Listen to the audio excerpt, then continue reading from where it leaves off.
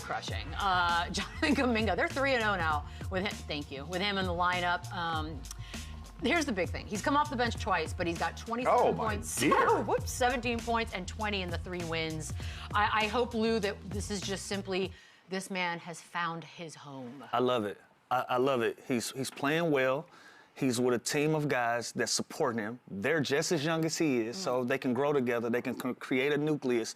Atlanta's excited about him, as you heard the chants from the crowd. They were thanking Golden State. It looked like this is a seamless fit. He needed to go somewhere where he would be wanted and welcomed and can play his style of basketball. You know, a lot is being made about the style of play. We know that Golden State was a team, they liked three-pointers and they liked layups. They didn't really play in the mid-range. They didn't really enjoy that style of play. Now in Atlanta, Quinn Snyder is going out there and telling him, hey, just be your best self. Whatever your best brand of basketball is, go out there and have a positive impact on games. And he's been able to do that in the mid-range, attacking the rim.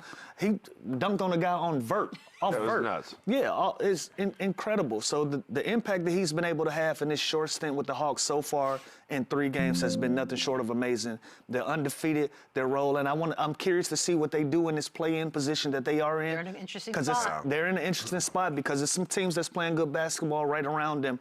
But them being able to start somewhere fresh with Jonathan Kuminga coming off the bench, giving you the production that he's giving you, that's going to make for some good basketball. He looks like he's happy. Like, and how can you blame him? Yeah, this dude has such a weight off his shoulders. And when I look back at his time at Golden State, I just look at how he handled that, honestly. And like he could have been such a makes you want to root for him more. Like I don't know the kid at all, but I always find myself in his favor because I've been in that situation, and I didn't handle it like that, and I would snap at the GM. I got kicked off a team. Like this dude, he's been punked and disrespected and kind of shit on his entire time there, and he's never once said anything nuts or done anything. So the fact that he's handled this, never played DNP CDs, then when he would get his opportunity there, he would produce. And now he moves on, and he just moves on to this team and just seamlessly fits in and just has brought the same energy and positive, attitude. And that's where I have the most respect for him. He's talented. He's athletic. I think he's a good player that can be very good. But the way that he handled this whole situation to me was super impressive. And if I'm the Hawks, I like him even, like, that's the reason why I go and get him. That's the reason why I'm going to give him a contract, because he's a professional, everything he just did. You can tell that, like, the Hawks fans, I mean, we've all been paying attention to the Kuminga story. Like they if you're a basketball fan, you know this, right? So I love how they've embraced him. It's almost like extra embracing, because, like you said, I think we all kind of felt for the kid. Like, I think it's a perfect marriage. This is a team and a fan base. We crave star power. We crave great attention. And when you trade away Trae Young, that leaves some uncertainty there. Like, okay, where do we go now? Who do we root for now? Then Jalen Johnson turns into an all-star. You're able to go get Jonathan Kuminga. Now you feel good about where you stand. You see that there's hope. There's light at the end of the tunnel. And especially these guys are playing well together. Everybody is playing a great brand of basketball. So I'm excited for Atlanta. I'm excited for the fan base and what they're able to build. They're going to build around these young guys, go out and get 2 or 3 more veteran guys to put around them, and let's see what they make of it. Yeah, they have so much talent. And I always talk about their versatility, and they have 5'6" wings that are 6'7" to 6'9" that can do the same thing. Defensive-minded guys. 1 through 5, like the Dyson Daniels, the Alexander Walkers, the Reece Shashets, the Buddy Hield's on this team. We didn't even like. It's just they have so much talent. Like Lou just said, once they start adding those vet guys that can plug and play, I think we're really going to see this team make noise next year. This year, obviously, the play-in stuff, they got to solidify a spot first. They're in it. And they're going to go out and have an opportunity to go get another young guy with the Pelicans pick. Exactly. And that's looking like that's going to be a top 5 pick. And so with this draft, they have an opportunity to go out and get somebody just as dynamic as the other guys that they already have on the roster. Yeah. Can we we've got good video. Like, we're not going to show Kuminga's moments from the weekend just because. Style. We can. Yeah. By the way, my favorite part about this is that Dominique Wilkins calls games for the Hawks. Human highlight reel. So I just love everything about it. Listen, we're showing Jonathan Kuminga dunking that basketball. I think we forget what Jalen Johnson is able to do above the rim. I know he's been asked to carry the scoring load for this Hawks team, but these guys can turn into the human highlight reels 2.0 for Atlanta. Oh, so he's pointing it down. I'm super excited. I'm ready to get back to Atlanta and end my streak of not going to games. I look forward to being in the building and seeing some of these games. Worst striker. Yeah, this is good. There's like slowly turning into like that favorite league pass team. Yeah, it's a must-watch. Like they are good. They are fun to watch. And by the way, I didn't know he was pointing to Dominique Wilkins after he did this. Hold on, we've got more. And there's more. Just go ahead and keep That oh my was God. crazy. I think he's angry and he's getting it all out. Looking laughing. But smiling about it. Who dunks on somebody? Oh. Abort! Abort! He literally. Oh, no. It was this moment I realized I had messed up. No chance. Too late, kid. You already on the poster. The He's like a different guy. The vert lefty poster come on, man. is pretty shocking. Come on, man. And the laughing at With a me breaks laugh. my heart. That's my point. Like that guy couldn't find minutes. That guy. This. Dude, preaching to the choir. I'll never get it. And I understand, like, I don't want to be a dead horse here. I understand system and style of play, but I'm sorry, you got to find a way to get that guy on the court. Dude, well, you know what? They're probably going to look bad for a while now. Hawks fans actually thanked Golden State for Kuminga. Listen.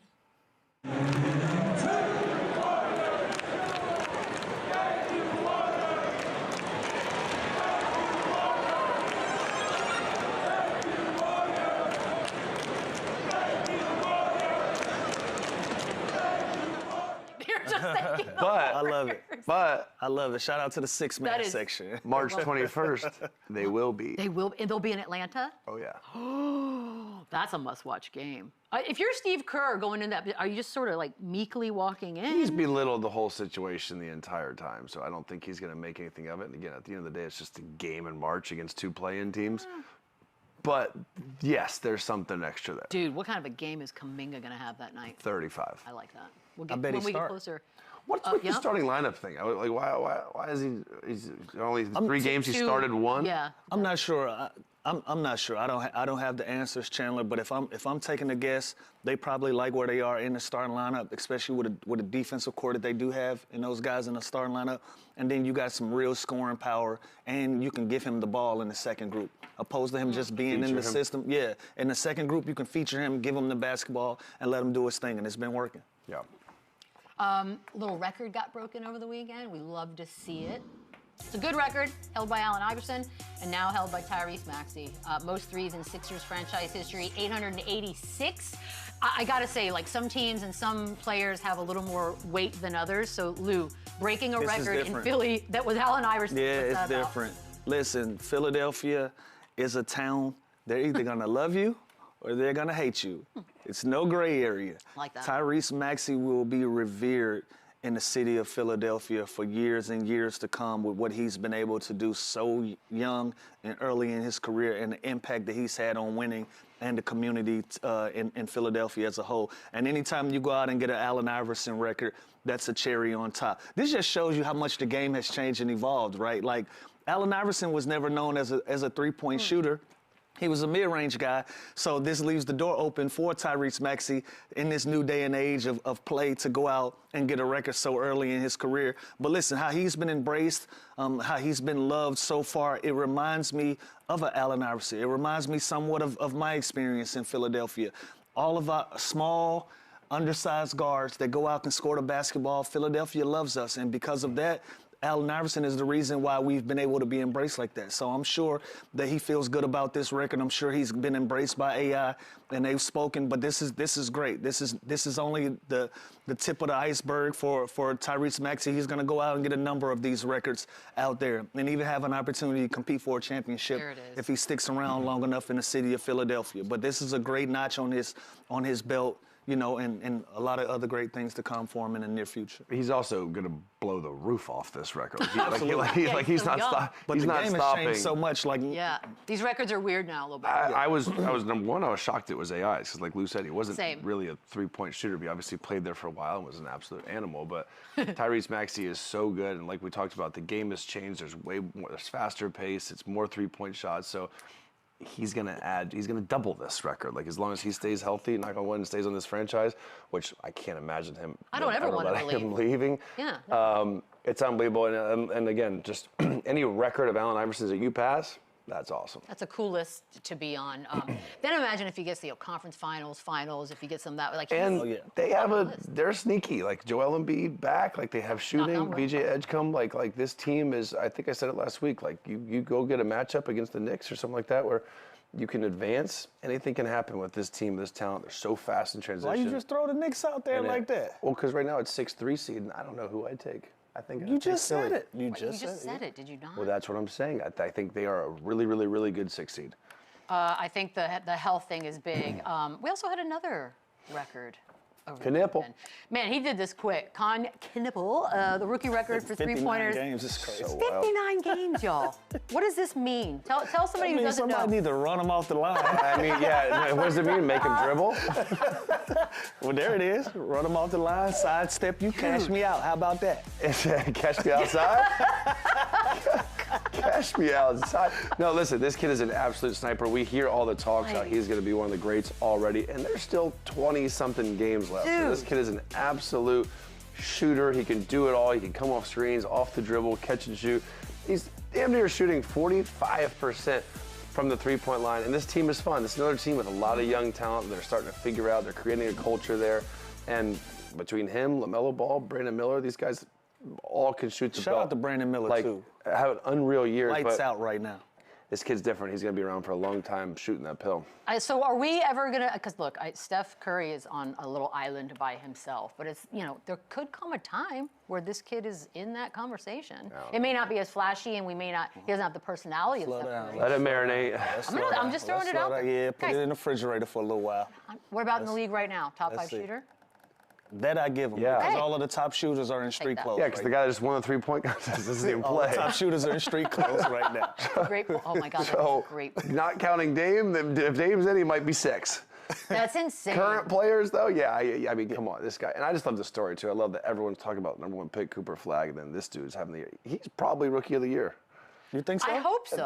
They're going to be in the play-in. Like, they're a lot better record. If he's not rookie of the year, then, see, that's where you lose me on that. That's just more hype and name He's the favorite right now. Production. There you go. Yeah, exactly. He didn't come in with the flash of one Cooper. Which is crazy, because he was still like the, 3rd or 4th pick? Like, he was still that guy. Yeah, it's just...